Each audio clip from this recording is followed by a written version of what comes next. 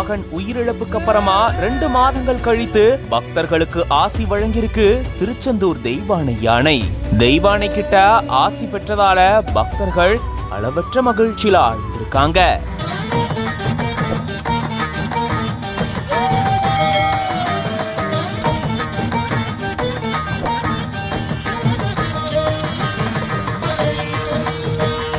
திருச்செந்தூர் சுப்பிரமணிய சுவாமி கோயிலுக்கு நாள்தோறும் ஆயிரக்கணக்கான பக்தர்கள் வர்றது வழக்கம். அப்படி வரக்கூடிய பக்தர்கள் கட்டாயம் இங்க இருக்கக்கூடிய தெய்வானை கிட்ட ஆசி வாங்கிட்டு போவாங்க. தெய்வானை யானை பக்தர்களுடைய செல்ல பிள்ளையாகவே திருச்செந்தூர்ல வலம் வந்துட்டு இருந்தது. இந்த சூழல தான் கடந்த ஆண்டு நவம்பர் மாதம் 18ஆம் தேதி கோயில் யானையினுடைய பாகனான உதயகுமார் மற்றும் அவருடைய உறவினரை தெய்வானை தாக்குனதால அவங்க 2 பேரும் உயிரிழந்துட்டாங்க.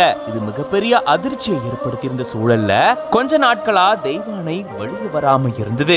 அதை தொடர்ந்து தெய்வானை இயல்பு நிலைக்கு திரும்பினதுக்கு அப்புறமா நடைபயிற்சி எல்லாம் மேற்கொண்டுட்டு வந்தது. இந்த நிலையில தான் பக்தர்களுக்கு தெய்வானை யானை 2 மாதங்கள் கழித்து இப்போ ஆசி வழங்கியிருக்கு.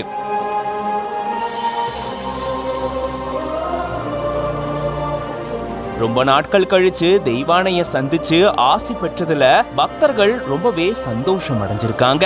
இது பத்தின உங்களோட கருத்துக்களை கமெண்ட்ஸ்ல சொல்லுங்க. மேலும் பல செய்திகளுக்கு பிஹைண்ட் நோட்ஸ் பேஜை ஃபாலோ பண்ணிக்கோங்க.